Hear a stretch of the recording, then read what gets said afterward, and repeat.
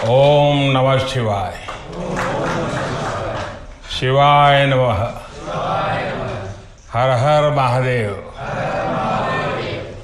सबसे पहले विभिन्न आदिनम से जुड़े आप सभी पूज्य संतों का मैं शीश झुकाकर अभिनंदन करता हूं।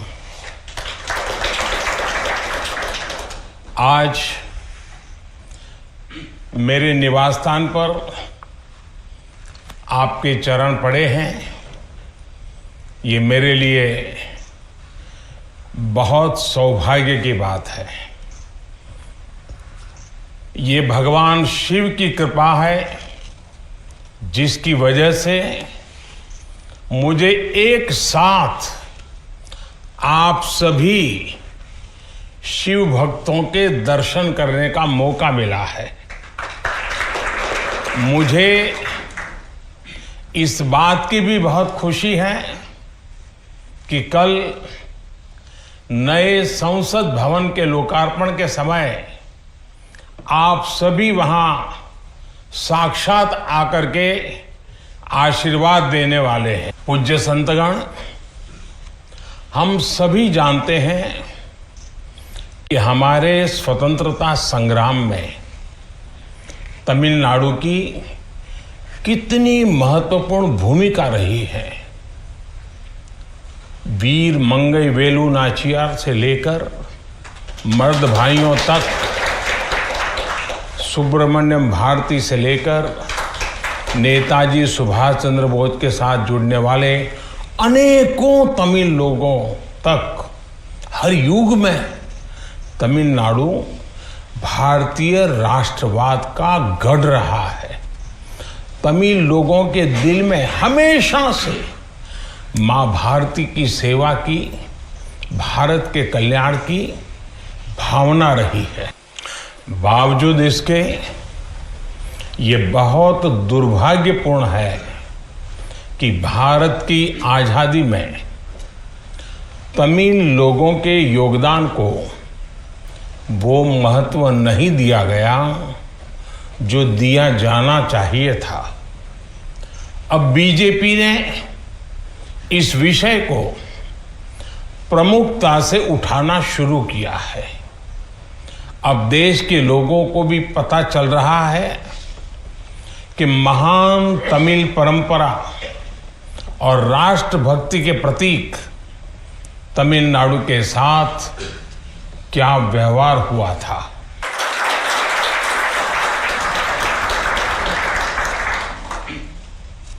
जब आजादी का समय आया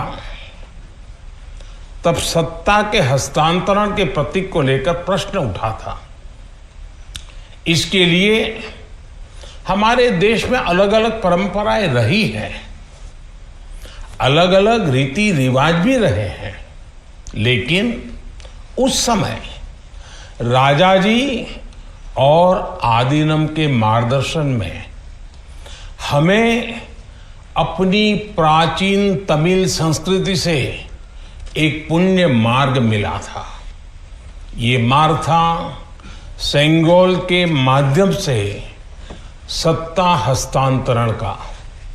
तमिल परंपरा में शासन चलाने वाले को सेंगोल दिया जाता था।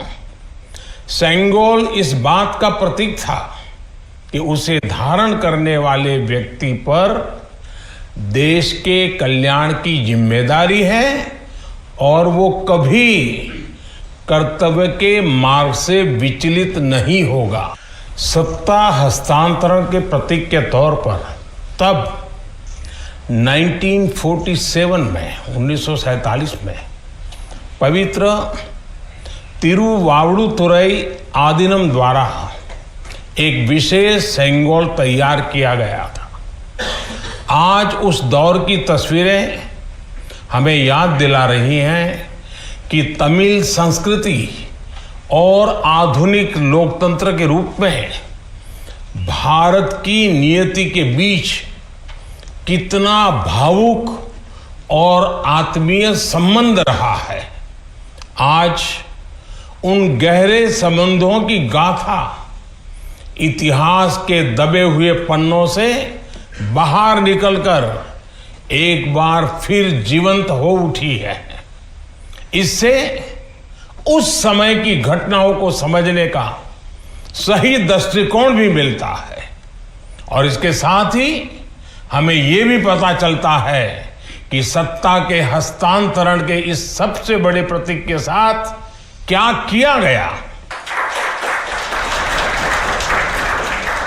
मेरे देशवासियों, आज मैं राजा जी और विभिन्न आदिनम की दूरदर्शिता को भी विशेष तौर पर नमन करूंगा। आदिनम के एक सेंगोल ने भारत को सैकड़ों वर्षों की गुलामी के हर प्रतीक से मुक्ति दिलाने की शुरुआत कर दी थी। जब भारत की आजादी का प्रथम पल आया, आजादी का प्रथम पल, वो क्षण आया, तो ये सेंगोल ही था जिसने गुलामी से पहले वाले कालखंड और स्वतंत्र भारत के उस पहले पल को आपस में जोड़ दिया था। इसलिए इस पवित्र सेंगोल का महत्व सिर्फ इतना ही नहीं है कि ये 1947 में हस्तांतरण का प्रतीक बना था। इस सेंगोल का महत्व इसलिए भी है क्योंकि इसने गुलामी के पहले वाले गौरवशाली भारत से, उसकी परंपराओं से स्वतंत्र भारत के भविष्य को कनेक्ट कर दिया था। अच्छा होता कि आजादी के बाद इस पूज्य सेंगोल को पर्याप्त मान सम्मान दिया जाता, इसे गौरवमय स्थान दिया जाता, लेकिन ये सेंगोल प्रयागराज में आनंद भवन में वॉकिंग स्टिक यानी पैदल चलने पर सहारा देने वाली छड़ी कहकर प्रदर्शनी के लिए रख दिया गया था। आपका ये सेवक और हमारी सरकार अब उस सेंगोल को आनंद भवन से निकाल कर लाई है। आज आजादी के उस प्रथम पल को नए संसद भवन में सेंगोल की स्थापना के समय हमें फिर से पुनर्जीवित करने का मौका मिला है। लोकतंत्र के मंदिर में आज सेंगोल को उसका उचित स्थान मिल रहा है।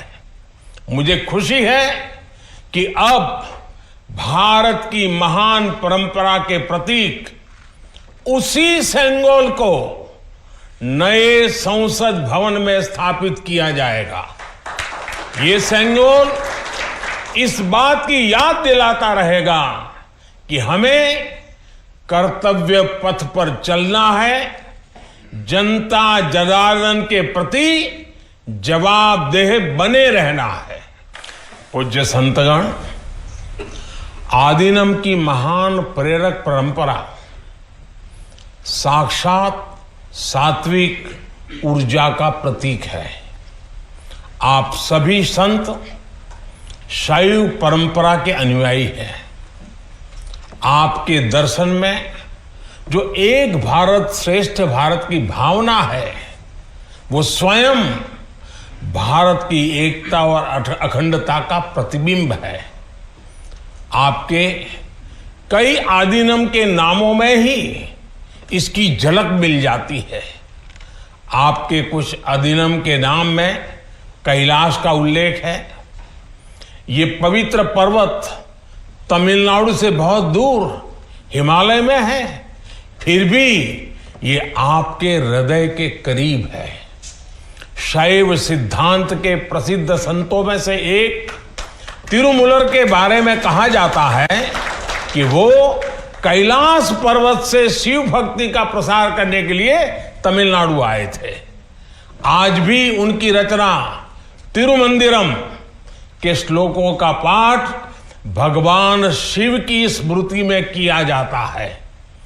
अपर, समंदर, सुंदरर और माणिका वासगर जैसे कई महान संतों ने उज्जैन, केदारनाथ और गौरीकुंड का उल्लेख किया है। जनता जनार्दन के आशीर्वाद से आज मैं महादेव की नगरी काशी का सांसद हूं, तो आपको काशी की भी बात बताऊंगा। धर्मपुरम आदीनम के स्वामी कुमार गुरुपरा तमिलनाडु से काशी गए थे। उन्होंने बनारस के केदार घाट पर केदारेश्वर मंदिर की स्थापना की थी। तमिलनाडु के तिरुपन्नदारु में काशी मठ का नाम भी काशी पर रखा गया। इस मठ के बारे में एक दिलचस्प जानकारी भी मुझे पता चली है। कहा जाता है कि तिरुपन्नदारु का काशी मठ तीर्थ यात्रियों को बैंकिंग सेवाएं उपलब्ध कराता था। कोई तीर्थ यात्री तमिलनाडु के काशी मठ में पैसे जमा करने के बाद काशी में प्रमाण पत्र दिखाकर वो पैसे निकाल सकता था। इस तरह शैव सिद्धांत के अनुयायियों ने सिर्फ शिव भक्ति का प्रसार ही नहीं किया, बल्कि हमें एक दूसरे के करीब लाने का कार्य भी किया। पूज्य संतगण, सैकड़ों वर्षों की गुलामी के बाद भी तमिलनाडु की संस्कृति आज भी जीवंत और समृद्ध है, तो इसमें आदीनम जैसी महान और दिव्य परंपरा की भी बड़ी भूमिका है। इस परंपरा को जीवित रखने का दायित्व संत जनों ने तो निभाया ही है, साथ ही इसका श्रेय पीड़ित, शोषित, वंचित सभी को जाता है कि उन्होंने इसकी रक्षा की, उसे आगे बढ़ाया। राष्ट्र के लिए योगदान के मामले में आपकी सभी संस्थाओं का इतिहास बहुत गौरवशाली रहा है। अब उस अतीत को आगे बढ़ाने, उससे प्रेरित होने और आने वाली पीढ़ियों के लिए काम करने का समय है। पूज्य संतगण, देश ने अगले 25 वर्षों के लिए कुछ लक्ष्य तय किए हैं। हमारा लक्ष्य है कि आजादी के 100 साल पूरे होने तक एक मजबूत, आत्मनिर्भर और समावेशी विकसित भारत का निर्माण हो। 1947 में 1947 में आपकी महत्वपूर्ण भूमिका से कोटि कोटि देशवासी पुनः परिचित हुए हैं। आज जब देश 2047 के बड़े लक्ष्यों को लेकर आगे बढ़ रहा है, तब आपकी भूमिका और महत्वपूर्ण हो गई है। आपकी संस्थाओं ने हमेशा सेवा के मूल्यों को साकार किया है। आपने लोगों को एक दूसरे से जोड़ने का, उनमें समानता का भाव पैदा करने का बड़ा उदाहरण पेश किया है। भारत जितना एकजुट होगा उतना ही मजबूत होगा।